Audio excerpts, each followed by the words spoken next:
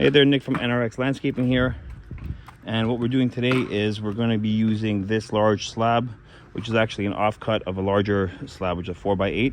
So we asked for a smaller piece if they had something in the yard. Luckily, NST Stone was able to provide this slightly larger than 4x4 slab so that we can create one coping for that fire pit. So this, we're going to cut it a circle, another circle on the inside, and it'll be one perfect coping to fit on that fire pit. All right, check it out. Hey guys, so for the first step to create a perfect circle out of this slab, we need an origin point. So we need a midpoint of the circle so that we can put something in here, and then we can use our cool little tool to create a perfect circle using this as our radius. So we need to find the midpoint. So what I did was, I know that this slab is 4 feet across here, and it's a little bit extra, more than 4 feet across this way. So I got 24 inches right in the middle off each point, and then I did 24 inches off this one side because this side is not broken. This is the prefabricated side. So we got a little X point right here. So our first step is to put a Tapcon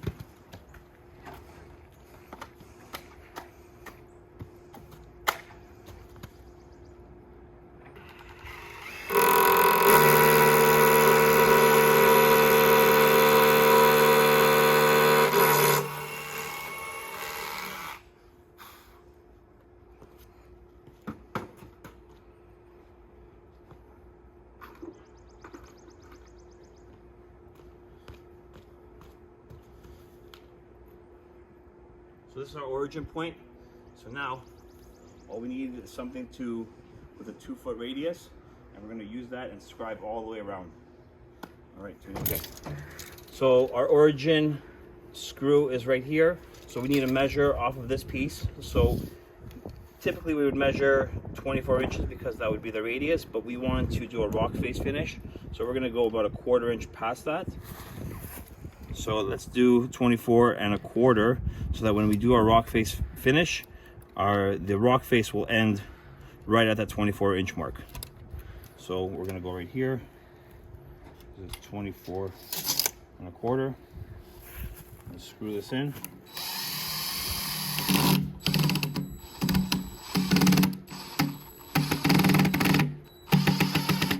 So now we're going to use the end of the screw to actually create the mark on here. So it's okay, we want to scratch it. So you can see here. Zoom in on this stuff.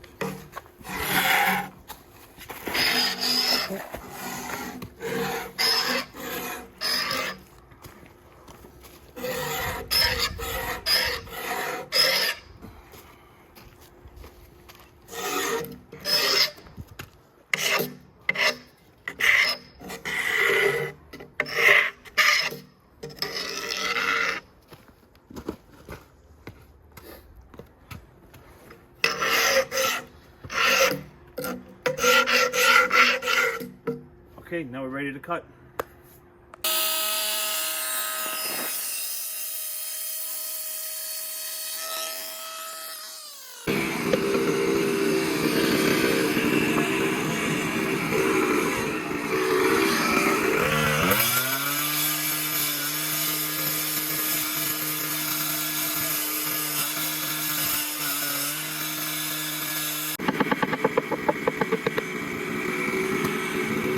So our first step is done.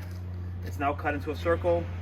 So this is our perfect dimensions, that this will fit perfectly as long as nothing messes up. This will fit perfectly onto that fire pit once we're all done.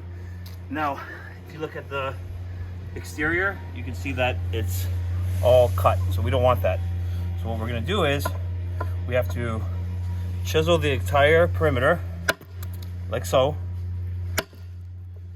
We're gonna have to do it on both sides. Once we do this top side, we flip it over, do the bottom side, so that what you're seeing is a really nice rock face aesthetic.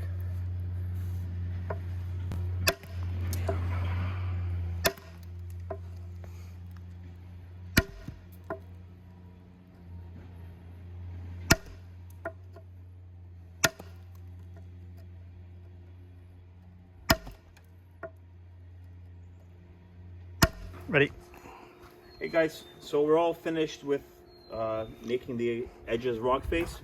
So you can see around the entire perimeter of this soon-to-be coping, everything's rock face. So now we have to cut out the inside. So we've decided that we're going to be this is going to be essentially a 12-inch width coping. So the insert of the fire area will be 24 inches.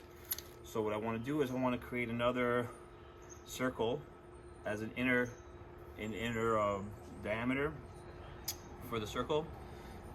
So I have to measure off of the origin point. I'm going to measure 12 inches. See it right here. I'm going to drill this screw in.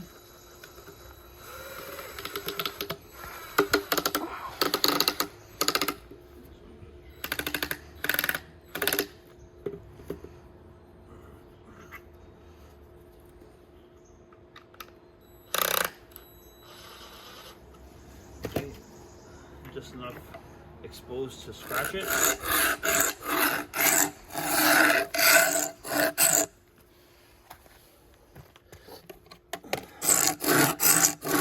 So this inner circle, I don't want to cut it with the large saw.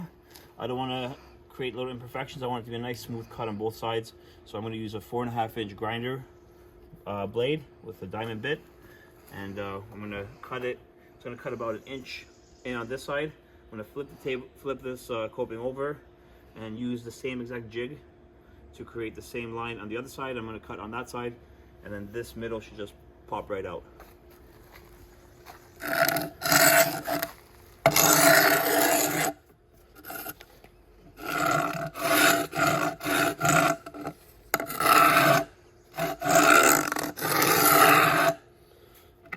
Okay.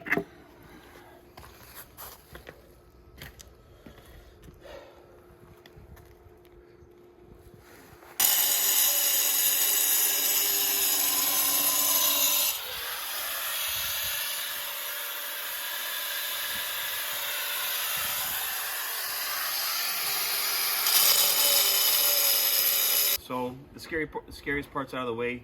We successfully cut this without getting our saw, the blade, running through into our focal point in the feature heavy area. So we're just eliminating this centerpiece now. We cut this on both sides, on the top and the bottom. So our blade, in order to get this tight radius, we have to use a really small blade, 4.5 inches in this particular case. So that 4.5-inch blade only goes about 1 inch to 1.25 inches deep. So we had to cut on both sides to make sure that it cuts all the way through on this 2-inch slab. So that's cut. This piece is now no longer connected to our donut. So the best way to take it out would be to put that same screw back in that we used to create our radius, and then we use the back end of a hammer.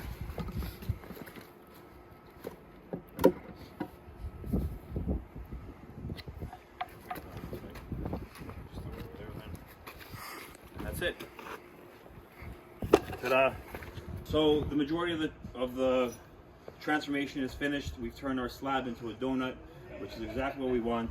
Now the only thing that's left is we have to just smooth out the inside just to make it look a little bit visually aesthetically appealing.